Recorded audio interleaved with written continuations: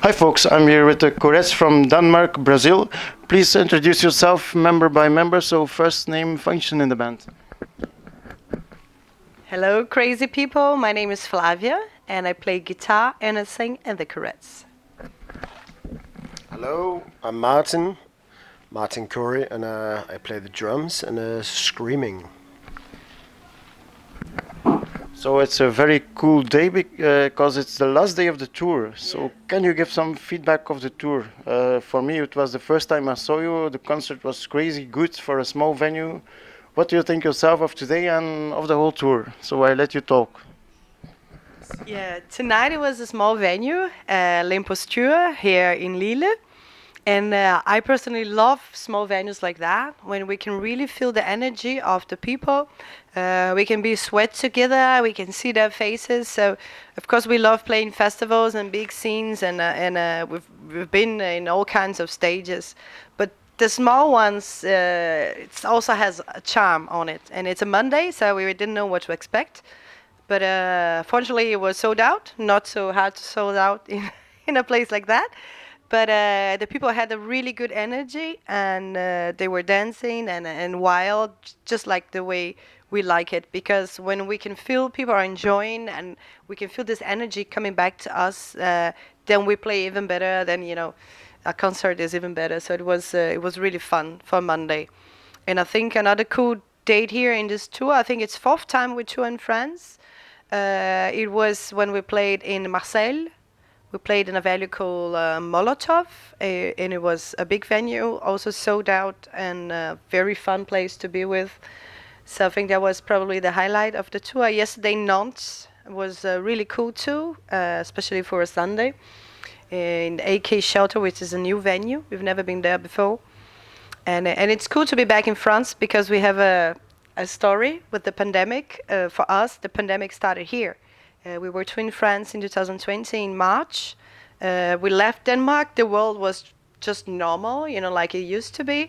And then suddenly here in France, we started hear from friends in Denmark, wow, everything's closing here. And what are you guys doing in France? And then France was just like normal. There was nothing happening. And then suddenly, the last shows were moved to smaller venues because of the restrictions. And then we played in the very last day. Before lockdown, we played at 9 o'clock and at 12 midnight of the same day. There was lockdown in France, so it's we didn't know what to expect, and everybody thought it would last 2 weeks. Now I know it lasted a little bit more than that. So it was just really a big pleasure to be back in France and have some hope for a brighter future after this tough year. So this was the Central European leg of the tour, but I think you did also like an overseas tour in UK, or am I wrong? Yeah, I think so. Yeah, we just did 17 dates in UK about 10 days ago, from 15 November to 2nd November, something like that. And it was the best UK tour ever. I mean, we have now an English label.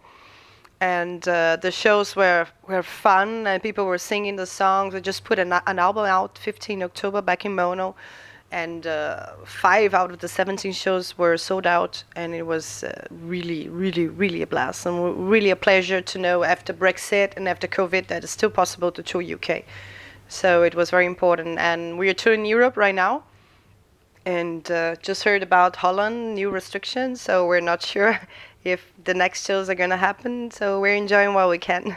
But if everything goes right, we have shows in Denmark next week, and then Holland, and then in December we have Sweden, and Belgium, and Germany, and Italy, and Denmark. So fingers crossed, it's going to happen. So since I'm Belgian, where will we play in Belgium, or do you know? We will play 9th December, which is actually my birthday, and we're going to play in a city called Ytre, in a venue called Zigzag. Oh yeah, it's a good venue. You know that? Okay, it's going to be first time there. Good to know. It's a very good venue because the drum is just central of the place, and then all the place is like filled with people around the podium and the drum, in fact. So yeah, it's very cool. For people that didn't follow you before, can you give like a biography of the band? Maybe a short one? And also very curious to hear Denmark, Brazil, how did you came together? So not a personal question, but more a professional question. You want to do this one? No. So, I mean, the Courettes started as a love story. So it's quite personal and, I mean, professional and personal kind of meets together. We met in Brazil while Martin's former band were supporting my former band in a 2 weeks tour in Brazil. And we met, and in the last day of the tour we were together, and we were amazed how we liked the same kind of music, and we are both in love with the space age design and everything of the 60s op art and girl groups and garage rock. So we've been 2 years in a long-term relationship, and while I was flying Denmark, Brazil, started writing some songs about love and jet lag and traveling. And then it actually became our first album, which was out in 2015. And it all went very fast in the start of the band. When we just made our first show, we were invited to record our album with Kim Kicks of Power Soul, a great Danish band. And then we started touring. I think we've been to around 35 countries around Europe and also in Brazil. And we released our second album in 2018. And we were signed with the Damaged Goods Records last year, 2020, and we've put out 2 singles with them, and now back in mono, the 3rd album. And it's going really great in the UK with a lot of radio plays in BBC 6 and good reviews for the new album. We think it's actually our best album so far. It's the album we always wanted to do. We always wanted to mix our 2 big loves in music, which is the girl groups of the 60s, like the Crystals, the Ronettes, and with the garage rock of the Sonics and all the bands we love. So I think finally, back in mono, we managed to do this mix that I think nobody else done before. So that's the story of the Courettes. I'm thankful you already answered the question I was about to pose, so the direct influences, so you said that already. Maybe you have also indirect influences. I give an example. I asked a black metal band and they say, oh, Michael Jackson Thriller is the best produced album ever. So maybe you have also something that crazy or something else. Maybe you go to the gym, you come back and you have inspiration to write a song or whatever. Okay. I don't think we go to the gym. But I mean, we love. I love everything about rock and roll. For example, we have some songs that influence of early surf music, like Dwayne Eddy, for example, and yeah, I don't think we have any exotic influences. But of course, all the Brazilian bands I love from the 60s, for example, Os Mutantes. I don't think many people know them.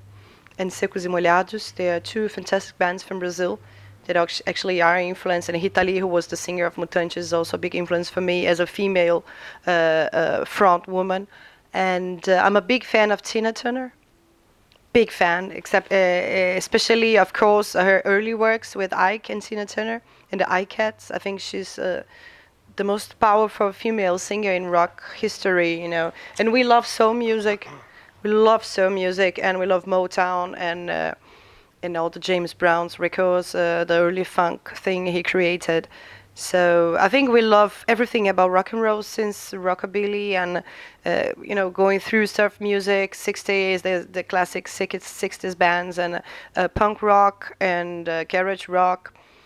That's the kind of things we dig, and of course with a little influence of soul music, Motown. I think the best songwriters. Some of the best songwriters is Dozier Holland from the trio of composers in the Motown. So we have this kind of influence in the songwriting. We love Bert Burns also, who's a great songwriter from the 60s. So we really dig listening to the good composers that make like 3-minute symphonies, as we like to say, like Brian Wilson also said, 3-minute symphony, good songs, 2.5 minutes, and that's all. And we try to write our songs, get an inspiration of the best songwriters in rock and pop music. But talking about influences, maybe just not direct influences. Suppose you're on a desert island, you don't have internet, no phone, no radio, no television. nothing shitty. Only record player and a CD player, and you can only listen to 3 albums. And you're on a separate desert island. You cannot switch the albums between each other. Oh so my God, no! which 3 albums? Tough. Isn't it 6 all in all? Yeah, so 6 albums together. But can we listen to each other's album? Maybe. Okay. You stop. You want to start? You didn't say anything yet. Here are the Sonics for sure. Yes. Beach Boys Pet Sounds for sure. Yes. Agreed. And I want to bring Phil Spector's Back to Mono box set. But then it's many records. No, it counts as one. It's cheating a little bit. Okay, I'm gonna change because but I want Phil Spector stuff. So I'm gonna have Phil Spector's Christmas gift for you. That's a good one. All right. So I have the right for 3 ones.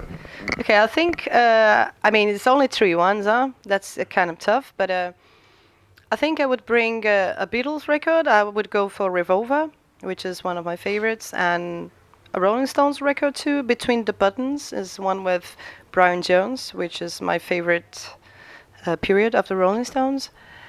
And for the third, I would actually go for the Beach Boys, but I can borrow Martin's records in the island, so so that's great. So I think I would get a Kinks one, maybe something else by the Kinks, which is my personal favorite, and he's a great songwriter too. Yeah, Ray Davies. Yeah. We're gonna switch role. I'm gonna tell my 3 favorite albums also for what I would say now. Are you also in the island with us? Yeah. Okay. You can. I'm changing my rules, but that's that makes the rule.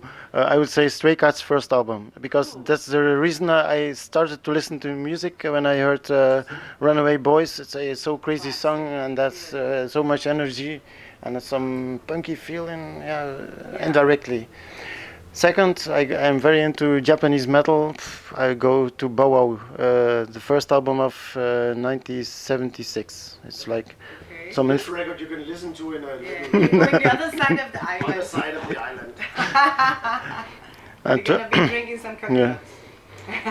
and third album, let's say Anvil from Canada, the heavy metal band from Canada, the second album, I think. Cool. Yeah. One more Yeah. coconut. But the Stray Cats, I thought so. I thought so. Okay, so we have 7 records. Yeah. So for people wanting to follow you online, where can they find you best? Social media and maybe websites too? The Courettes.com and Facebook is good. Instagram is good. Yeah, we're very active. All the other stuff like TikTok and shit we don't have. So Yeah, no. we're very active in Facebook and Instagram. So if you just look for the Courettes, you're gonna find the pages, and we have the website, thecourettes.com. Yeah, so check out and please come to the shows when we visit your country soon. Anything you want to add, or Yeah. maybe you want? I want listen to our new album Back in Mono. Buy the record, the vinyl. Bring to your island maybe, and listen to it. Support favorite artists. Support all the musicians, bands who have been struggling a lot.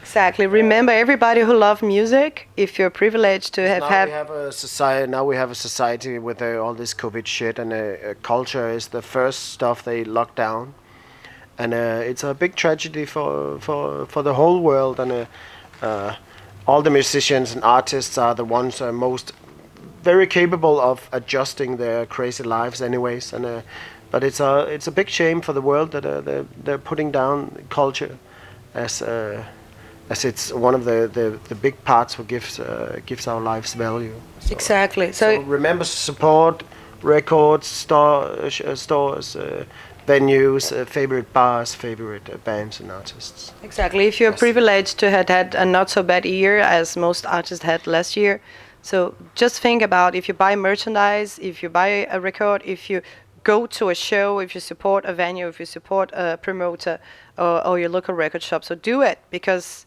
we all love music, and music has a big part in a society, in a healthy society. So if the small venues, the medium venues are closed, it's going to be only Foo Fighters and pop music everywhere. So we have to give place to artists to grow and to experiment and make music that is outside the mainstream. So remember doing your part for a better future. I did my part. It's my fourth concert in 5 days. So yeah, I only had the rest. Only had the rest yesterday. So and I did each time an interview. So that's also. Right? Yeah, you're definitely doing your part. So anything more you want to add, or just short maybe, or no? We can't Just wait to go home now. Sleep. yeah. Thank you everybody who Watch came me. in the France tour. You were really cool. So hope to see you again in May. We come back in May. We're gonna play in Paris. What's the name of the venue in Paris? Gibus. So see you guys in Gibus or in the other town. We're gonna play in May. So we'll be back soon. À bientôt les amis. Thank you very much. Interview was done by Jan Vervaeke for Jan Vervaeke YouTube, Jan Vervaeke Photo and Film Facebook page, and for Dump Magazine. Thank you. See you.